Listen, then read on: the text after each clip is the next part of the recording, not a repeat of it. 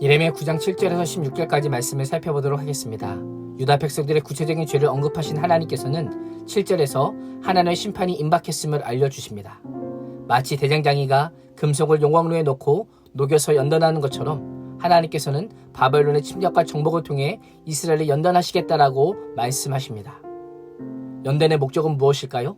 하나님의 백성인지 여부를 판단하시기 위함입니다. 징계 자체가 목적이 아니라 어떻게 해서라도 하나님의 백성에 합당한 삶을 살게 하시려는 하나님의 선한 의도가 징계에 있음을 우리는 볼 수 있어야 하는 것입니다.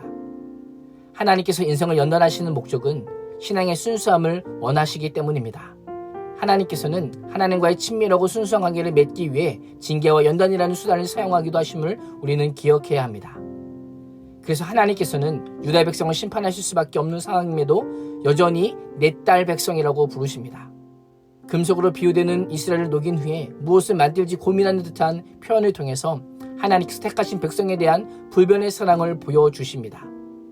8절에서 유다가 심판을 받을 수밖에 없는 죄악의 모습을 다시금 지적합니다.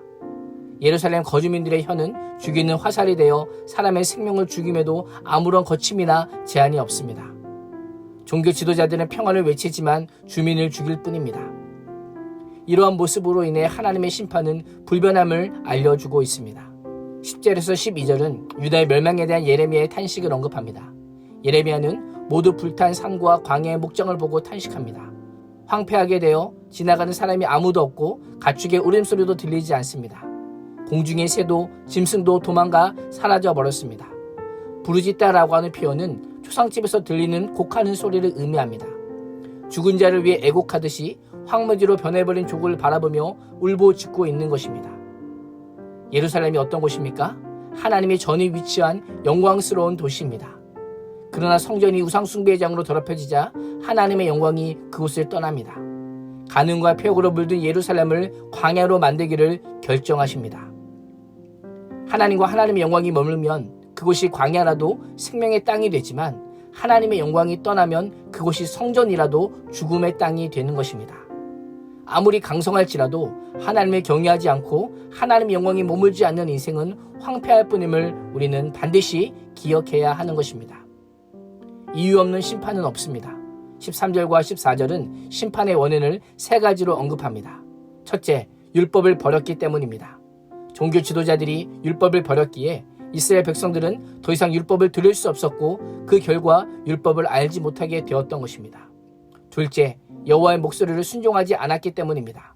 율법을 알지 못하기에 여호와의 가르침을 따를 수 없었던 것입니다. 셋째, 여호와의 가르침대로 행하지 않고 그 마음의 완악함에 따라 조상들처럼 하나님이 아닌 바알을 따랐기 때문이다라고 성경은 분명하게 말씀을 해주고 있습니다. 이 세 가지를 한마디로 하면 하나님에 대한 배역과 배신입니다. 13절의 율법, 즉 토라는 여호와와 이스라엘 백성들 사이의 언약 체결 관계에 주어진 의무 조항이라 할 수 있습니다. 여호와의 율법을 버렸다는 것은 곧 하나님을 버리고 무시했다는 의미요, 언약 백성됨을 포기한다라고 하는 의미가 담겨져 있습니다. 율법을 버림으로 하나님과의 언약 관계를 스스로 파기한 백성들에게 하나님의 심판이 내려지는 것은 당연한 것이다라고 할 수 있겠습니다. 하나님과의 언약을 깨뜨리고 하나님을 무시한 유다 백성들에게 하나님께서는 생명 대신 죽음을 주십니다. 하나님께서는 이 백성들에게 쑥을 먹이고 독한 물에 마시게 하겠다라고 선언하십니다. 쑥이라고 하는 단어는 저주하다라고 하는 의미를 가진 동사에서 파생한 단어로 저주로 인한 부정이나 심한 고통이나 처벌의 상징으로 사용되었습니다. 이러한 표현은 바벨론을 통한 하나님의 징계와 고통이 얼마나 클지를 보여주고 있습니다. 뿐만 아니라 하나님께서 약속하신 가나안 땅에서 추방되어 그들이 숭배하던 그 나라들로 흩어버리시겠다라고 선언하십니다.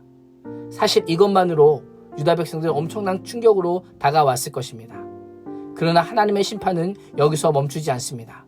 진멸되기까지 그 위로 칼을 보내리라라고 말씀하십니다. 마지막 한 사람이 남을 때까지 심판의 고피를 결코 늦추지 않을 것이다라고 경고하고 계십니다. 유배지에 가서도 계속되는 위협이 그들을 떠나지 않을 것임을 선포하고 있습니다. 거짓 신과 거짓 평안을 따랐던 것에 대한 대가는 매우 혹독합니다. 단 한순간도 진정한 쉼을 누리지 못할 것이라고 말씀하고 있는 것입니다. 하나님을 멸시하고 구원의 은혜를 없인 여기는 자는 안전을 누릴 수 있는 방법이 없습니다. 죄에 합당한 대가를 치루어야만 하는 것입니다. 예레미야 선지자의 예언과 탄식은 유다의 실상만이 아닌 우리의 실상을 그대로 보여줍니다. 우리의 모습은 어떠합니까? 하나님께서 우리 가정과 인생을 녹이고 연단하심에도 불구하고 돌이키지 않는 분들이 있다면 오늘 말씀에 귀를 기울여야 합니다. 징계와 연단을 통해서 새로워질 수 있다면 기꺼이 받아들이고 하나님의 말씀 앞에 엎드러짐으로 회복의 은혜를 구해야 하는 것입니다. 오늘도 죄를 향한 하나님의 심판은 철회될 수 없음을 기억하며 말씀을 깨닫고 하나님 안에서 참된 복과 안식을 얻는 귀한 하루가 될 수 있기를 주님의 이름으로 축원합니다. 기도하겠습니다. 하나님의 경고를 무시하고 연단마저 거부한 유다 백성들을 통해 우리의 모습을 돌아보게 해주심에 감사합니다. 우리 안에 가득한 만연한 죄악들을 끊게 하여 주시고 하나님의 말씀을 붙잡고 하나님의 목소리에 순종하는 자로 살게 하여 주시옵소서. 예수님의 이름으로 기도합니다. 아멘.